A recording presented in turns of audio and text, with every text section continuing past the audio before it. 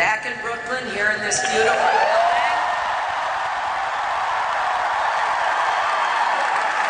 And it may be hard to see tonight, but we are all standing under a glass ceiling right now.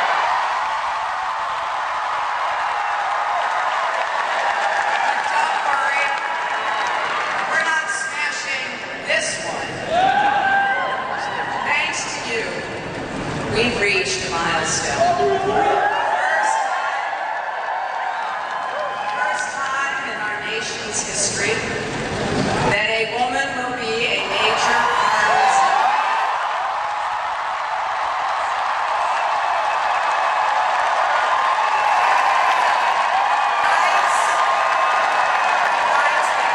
It's not about one person. It belongs to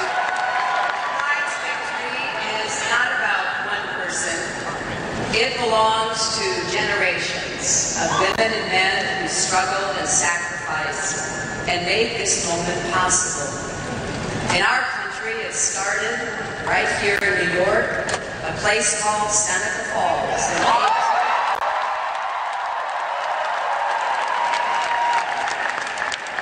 When a small but determined group of women and men came together, rights, and they said the idea that women deserve equal rights, and they set it forth in something called the Declaration of Sentiments, and it was the first time in human history that that kind of declaration came before.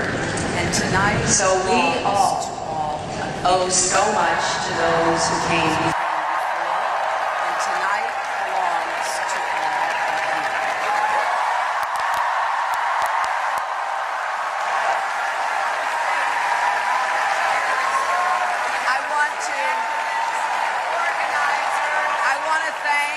Volunteers, community leaders, the activists and organizers who supported our campaign in every state and territory. And thanks especially to our friends in New Jersey for such a resounding victory.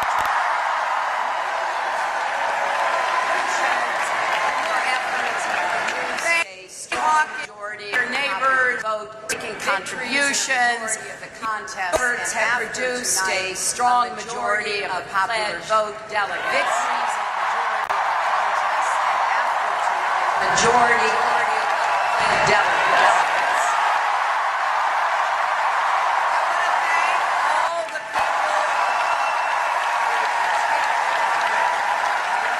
I want to thank all the people across those persistent problems. Talk with me. I've learned a lot about you, and I've learned so many of those persistent problems and the unfairness of America that you are living with. So many of you feel like you're out there on your own, that no one has your back. Well, I do. I hear you. I see you. And as your president, I will always have your back.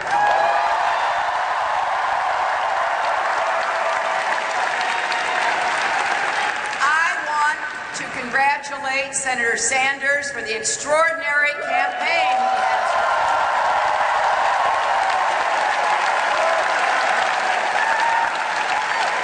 he has run.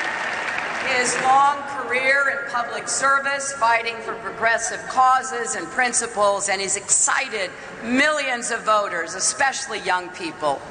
And let there be no mistake, Senator Sanders, his campaign, and the vigorous debate that we've had about how to raise incomes, reduce inequality, increase upward mobility have been very good for the Democratic Party and for America.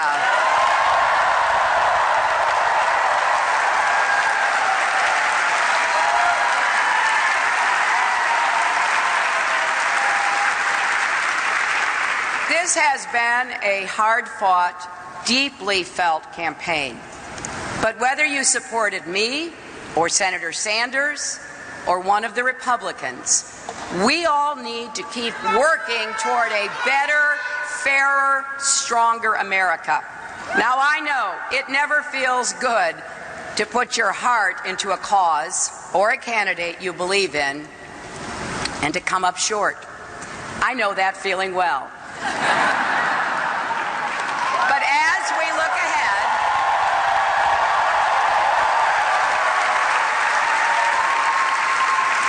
look ahead to the battle that awaits, let's remember all that unites us.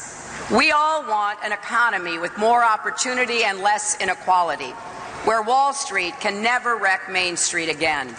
We all want a government that listens to the people, not the power brokers, which means getting unaccountable money out of politics. And we all want a society that is tolerant, inclusive, and fair. We all believe that America succeeds when more people share in our prosperity, when more people have a voice in our political system, when more people can contribute to their communities.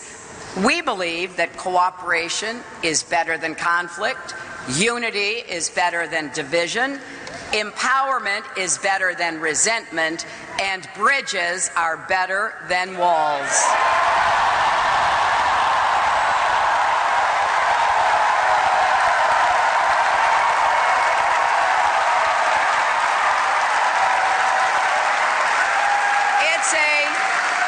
It's a simple but powerful idea.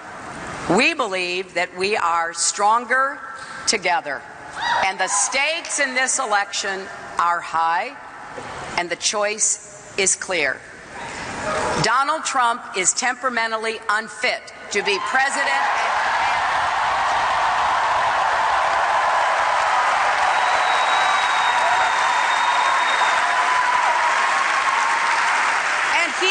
He's not just trying to build a wall between America and Mexico. He's trying to wall off Americans from each other.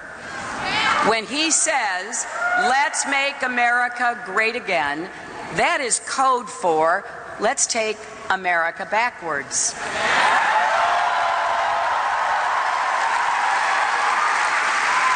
Back to a time when opportunity and dignity were reserved for some, not all, promising his supporters an economy he cannot recreate.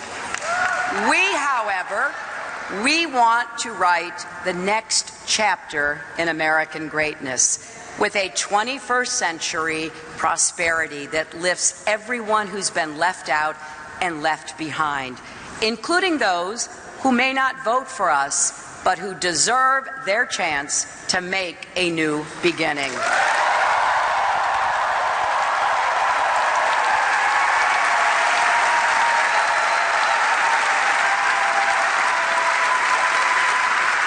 When Donald Trump says a distinguished judge born in Indiana can't do his job because of his Mexican heritage,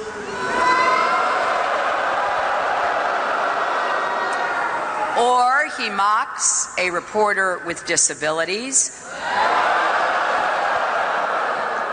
or calls women pigs,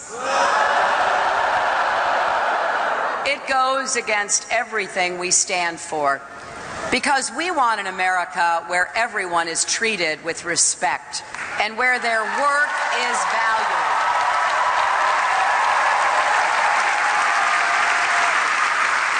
It's clear that Donald Trump doesn't believe we are stronger together. He has abused his primary opponents and their families, attacked the press for asking tough questions, denigrated Muslims and immigrants. He wants to win by stoking fear and rubbing salt in wounds, and reminding us daily just how great he is. Well, we believe we should lift each other up, not tear each other down.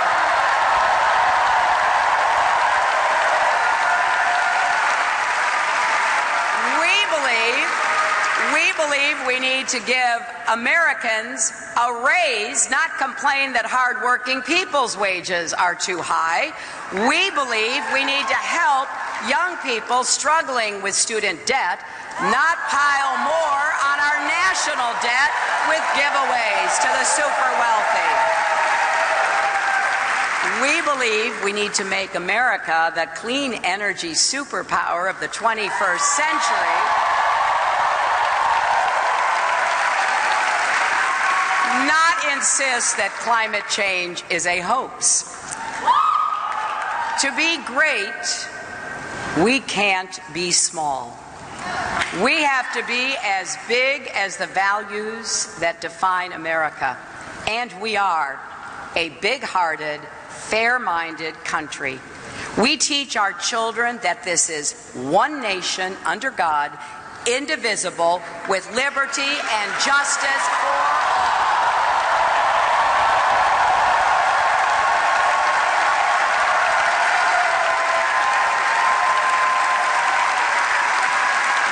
Just for people who look a certain way, or worship a certain way, or love a certain way. For all, indivisible. This election is not, however, about the same old fights between Democrats and Republicans. This election is different. It really is about who we are as a nation. It's about millions of Americans coming together to say, we are better than this. We won't let this happen in America.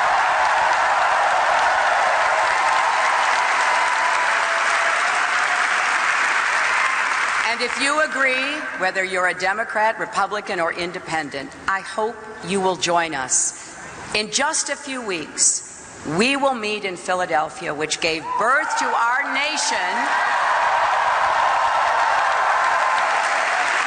back in that hot summer of 1776. Those early patriots knew they would all rise or fall together. Well, today that's more true than ever. Our campaign will take this message to every corner of our country. We're stronger when our economy works for everyone, not just those at the top, with good-paying jobs and good schools in every zip code, and a real commitment to all families and all regions of our nation.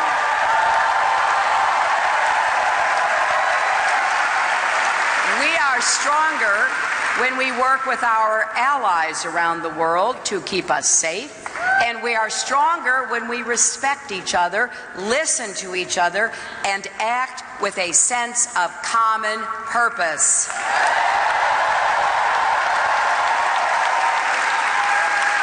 We're stronger when every family and every community knows they're not on their own, because we are in this together. It really does take a village to raise a child.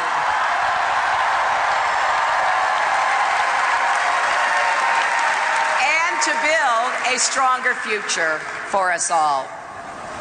I learned this a long time ago from the biggest influence in my life, my mother. She was my rock from the day I was born till the day she left us.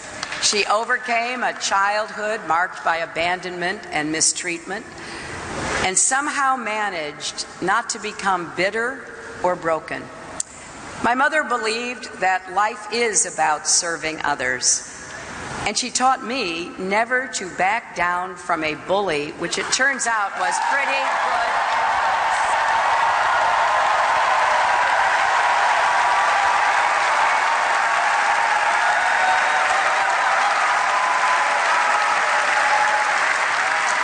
This past Saturday would have been her 97th birthday, because she was born on June 4th, 1919, and some of you may know the significance of that date.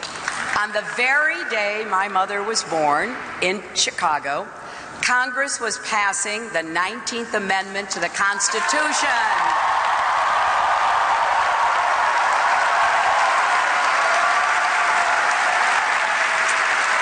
That amendment finally gave women the right to vote. And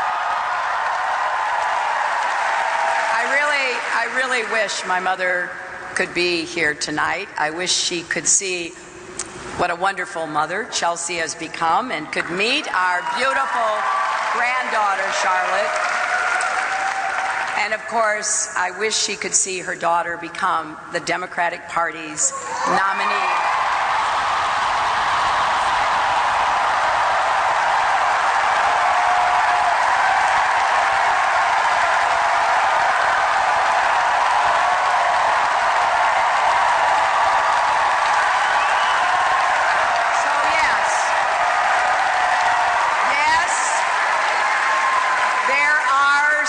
Ceilings to break for women and men, for all of us, but don't let anyone tell you that great things can't happen in America. Barriers can come down. Justice and equality can win. Our history has moved in that direction, slowly at times, but unmistakably, thanks to generations of Americans who refuse to give up or back down. Now you are writing a new chapter of that story. This campaign is about making sure there are no ceilings, no limits on any of us, and this is our moment to come together. So please join our campaign, volunteer, go to HillaryClinton.com, contribute what you can. Text JOIN, J-O-I-N, to 47246. Help us organize in all 50 states.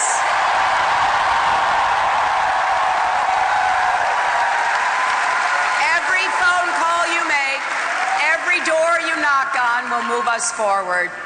Now I'm going to take a moment later tonight and the days ahead to fully absorb the history we've made here.